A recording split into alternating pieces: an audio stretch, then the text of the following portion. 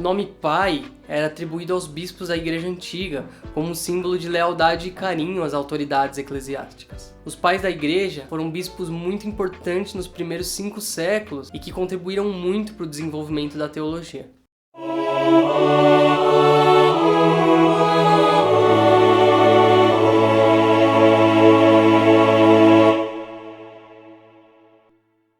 A primeira geração de pais da igreja é chamada de pais apostólicos. Foram aqueles discípulos diretos dos apóstolos de Cristo. Clemente, em 95, escreve uma carta à igreja de Corinto. Naquela ocasião, os coríntios estão se rebelando contra os presbíteros instituídos e Clemente exorta essa igreja a respeitar as autoridades eclesiásticas. Essa carta traz informações sobre a possível segunda prisão de Paulo, a qual não é relatada nas escrituras. Inácio era o bispo de Antioquia, na Síria, e foi preso pelo seu testemunho cristão. Foi condenado a ser devorado pelas feras durante os Jogos Imperiais. Ao ser conduzido a Roma para ser executado, ele envia diversas cartas às igrejas para que combatam as heresias do gnosticismo e docetismo, e faz um apelo para não tentarem livrá-lo do martírio. Policarpo foi bispo de Esmirna e foi discípulo direto do apóstolo João. Ele endereça uma carta à igreja de Filipos, pela qual ele exorta os irmãos a viverem uma vida piedosa. Essa carta evidencia o conhecimento que Policarpo tinha da carta do apóstolo Paulo aos Filipenses, assim como o grande conhecimento do Antigo e Novo Testamento, citando diversas vezes. Policarpo morreu queimado numa estaca no ano de 155, e o historiador Eusébio relata sua morte. Outras literaturas importantes dos pais apostólicos: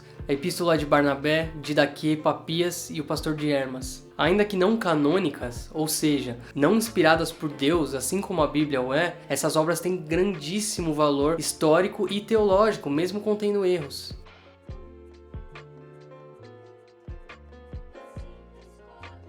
O Império Romano era tolerante com as demais religiões, contanto que essas religiões permitissem que seus adeptos participassem do culto ao imperador e do culto aos deuses romanos. A única exceção que a gente conhece é a religião judaica. Enquanto o cristianismo era considerado como uma seita da religião judaica, não houve grande perseguição ao cristianismo. Porém, quando o Estado romano entendeu que o cristianismo jurava lealdade a Cristo apenas e não ao imperador, tornou-se um inimigo do Estado. Por ser uma religião ilegal, os cristãos se reuniam de noite de forma secreta. O fato de todas as religiões da época terem altares e coisas visíveis fazia com que os romanos olhassem o culto dos cristãos e achassem aquilo estranho, por não haver elementos físicos, mas ser um culto espiritual. Eles acreditavam que aquilo simbolizava um ateísmo. Como o culto dos cristãos era praticado de forma secreta, pois era ilegal ao Estado, logo tiveram boatos de que os cristãos praticavam canibalismo, incesto e outras práticas desumanas. Pelo fato dos cristãos verem todos os homens como iguais perante Deus, a aristocracia tinha profundo ódio do cristianismo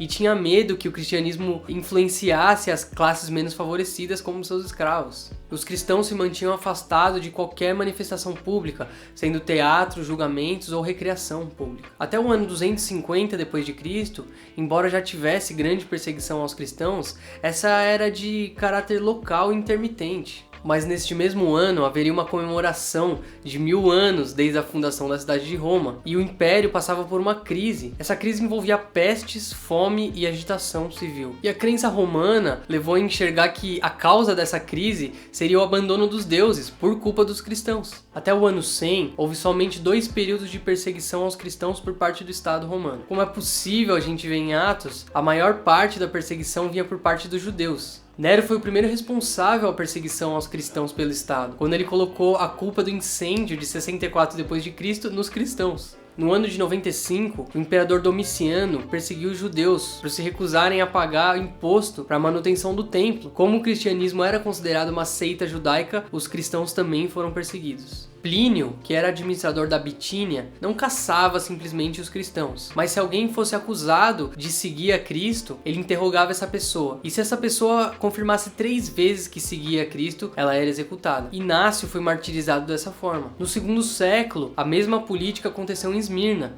onde Policarpo foi condenado e martirizado. Marco Aurélio estava determinado a atribuir as causas das calamidades tanto naturais quanto artificiais aos cristãos. Justino Mártir foi morto nessa época. No governo de Décio, todos os cidadãos romanos eram obrigados a prestar um sacrifício anual, e se a pessoa prestasse esse sacrifício anual, ela obtinha um certificado. Se o cidadão não possuísse esse certificado, era condenado à morte. A maior repressão dos primeiros séculos da igreja foi durante o governo de Diocleciano.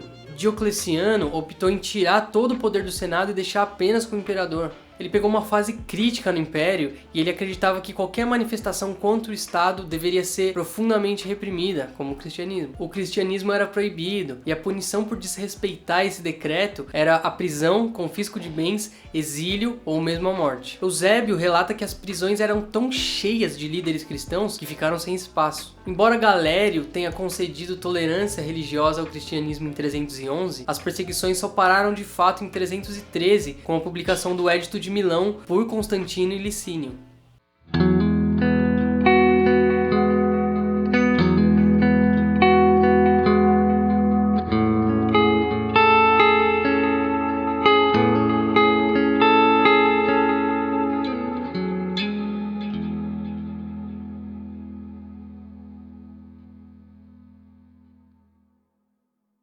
$70 milhões de adeptos em menos de 250 anos.